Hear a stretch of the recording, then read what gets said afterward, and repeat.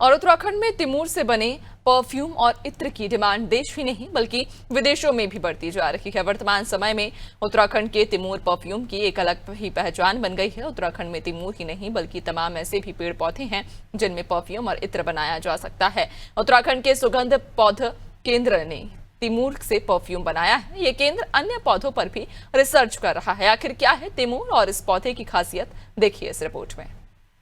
उत्तराखंड सुगंध पौध केंद्र प्रदेश में मौजूद तमाम एरोमा प्लांट्स पर अध्ययन कर इनके व्यावसायिक उपयोग पर जोर दे रहा है ताकि इससे किसानों की आय बढ़ाने के साथ ही प्रदेश में मौजूद जड़ी बूटियों के भरमार का बेहतर इस्तेमाल किया जा सके।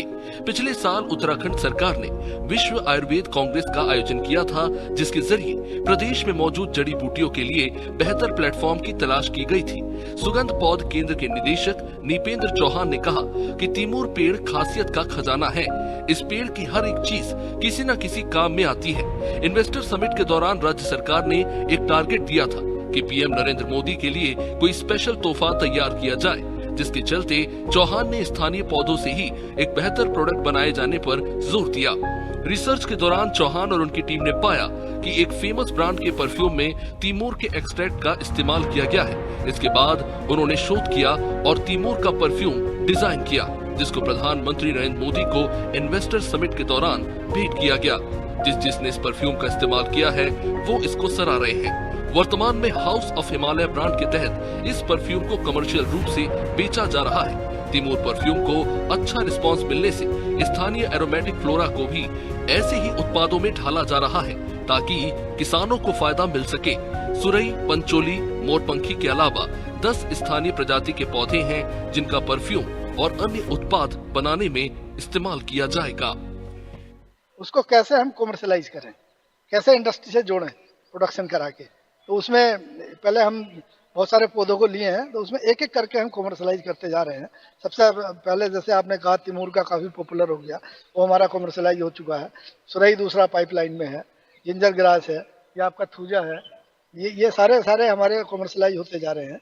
तो ये चूँकि हमारे स्थानीय पौधे हैं और इनमें उगने की क्षमता इस पर्वतीय अंचल में है, हमें इंडस्ट्री से लिंक करना प्रोडक्शन करा के, तो नई नई वैरायटी बना के, नई एक्सट्रैक्शन टेक्नोलॉजी बना के उसको हम किसानों को ट्रेंड कर रहे हैं।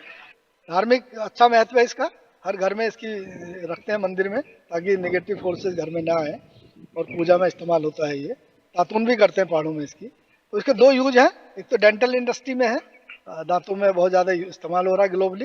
दूसरा परफ्यूम में है।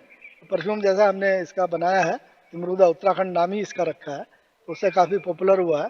तो इस साल हमने लगभग इसके 50,000 पौधे बनाए हैं तिमूर के, जो एक पिथौरागढ़ में वहाँ काफ़ी इसको यूज करते हैं भूटिया लोग। तो वहाँ से हम स्टार्ट इसको करने जा रहे हैं।